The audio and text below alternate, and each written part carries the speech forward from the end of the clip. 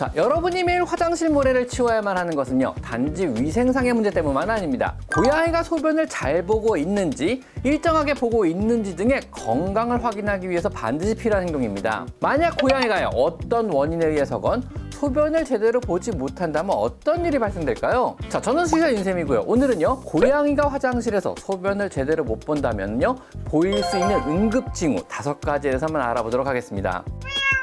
고양이의 소변은요, 신장에서 만들어져 요관을 타고 방광으로 들어갑니다. 다시 방광에서는요, 고양이의 소변을 모았다가 한 번에 요도로 배출을 하여 소변을 보게 되는 것입니다. 이 요관, 방광, 요도로 이어지는 소변이 통한 이 소변의 길은요, 어느 한 곳이라도 막혀 배뇨에 장애가 오게 되면요, 고양이는 응급상황에 바로 처하게 됩니다. 만약 배뇨 장애가 오고요, 48시간 이상 경과를 한다면요, 고양이의 신장은 망가지기 시작하여 고양이의 생명을 위협하기 시작하게 됩니다. 이런 고양이의 생명을 위협할 수 있는 비뇨기계 질환의 응급 증상 5가지는요, 첫 번째로 화장실에 들어갔다 나왔다를 반복한다거나, 두 번째로 화장실에 들어가서 소변을 누려는 포즈는 취하나 소변은 거의 나오지 않는다거나, 힘주어 소변을 보긴 하는데 소량의 소변이 혈액과 함께 방울방울 나온다거나, 네 번째로 소변을 힘들게 보면서 아파서 울기 시작한다거나, 구석에서 자신의 생식기를 심하게 핥고 있는 이런 행위를 보이는 경우입니다. 이 5가지 증상은요, 고양이가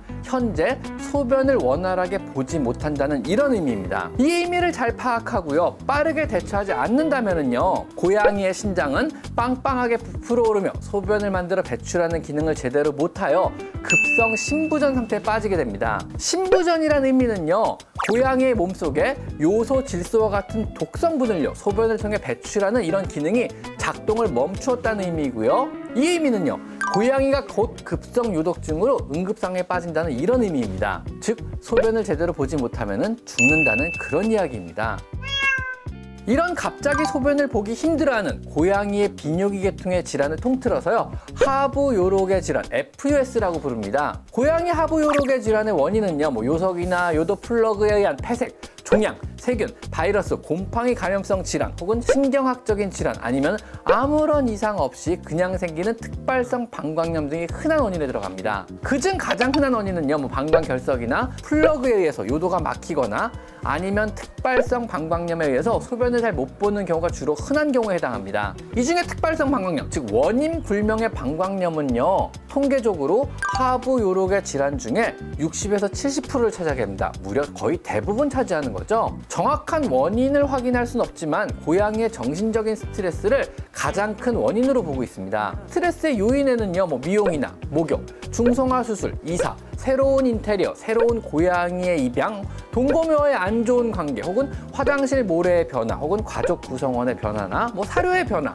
낯선 이의 방문 등 다양한 원인이 있을 수가 있습니다. 이런 다양한 원인이 고양이한테 스트레스를 가중시키고, 이런 스트레스가 고양이에게 특발성 방광염을 유발하고, 이런 특발성 방광염 자체가 오줌을 못 보게 만들어버리는 거죠.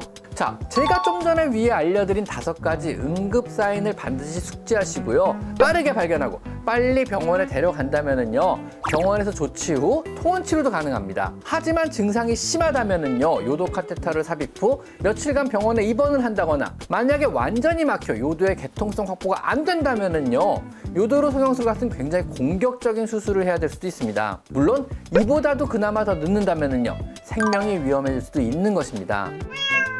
고양이의 특발성 방광염은요, 재발이 매우 잦은 만큼 치료뿐만 아니라 집안에서의 예방 및 관리가 굉장히 중요한 질환입니다. 자, 이런 특발성 방광염을 예방하기 위해서는요, 첫 번째는 물을 많이 마시게 하는 것이 가장 큰 도움이 됩니다. 물을 많이 마시게 해서 소변을 묽게 하여 요속이나 결석의 형성을 막아 배뇨를 수월하게 해주는 것이 가장 근본적이며 좋은 해결책이고요. 음수량이 적거나 비만하거나 만성적인 비뇨기 질환을 앓고 있는 모든 고양이는요, 반드시 강제로라도 그래서 음수량을 늘려주셔야 하는 겁니다. 자, 그 다음 2번째는 비만하지 않게 해주는 것도 도움이 됩니다. 비만해진다는 의미는 뭐냐면요, 밖으로 살도 찌겠지만 안으로도 살이 쪄요. 바꿔 말하면요, 오줌이 나오는 요도의 길도 좁아지게 만드는 거죠. 안쪽도 살이 찌니까는요. 그래서 소변의 흐름을 원활하지 못하게 만들어 버립니다. 자, 그리고 3번째는 시스테이드와 같은 방광에 도움이 되는 이런 영양제도 꾸준히 복용시켜줍니다. 4번째는요, 필스CG나 로얄캐닌의 유리너리 같은 방광염 전용 처방식 사료로 바꾸어주는 건 역시 큰 도움이 됩니다. 다섯 번째는요, 스트레스를 안 받는 환경을 최대한 조성을 해주는 겁니다. 여섯 번째는요, 화장실 환경을 조금 더 쾌적한 환경으로 조성을 해줍니다. 여기에는요, 화장실의 개수, 화장실의 위치, 모래의 종류, 청소 주기 등도 많이 개선을 시켜주셔야만 합니다. 자, 그리고 일곱 번째는요, 고양이가 여러 마리 있는 가정에서는요, 괴롭히는 고양이가 있을 경우에는요, 서로 분리가 필요합니다. 어쩔 수가 없습니다. 여덟 번째는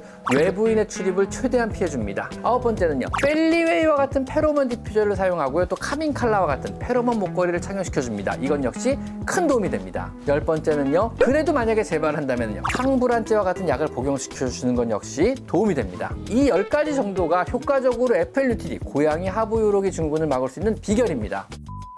자, 지금까지 저는 수의사 윤쌤이었고요. 오늘은 고양이가 화장실에서 보일 수 있는 응급 증상을 한번 알아봤습니다. 자, 오늘은 여기까지 마이펫 상담소였습니다. 감사합니다.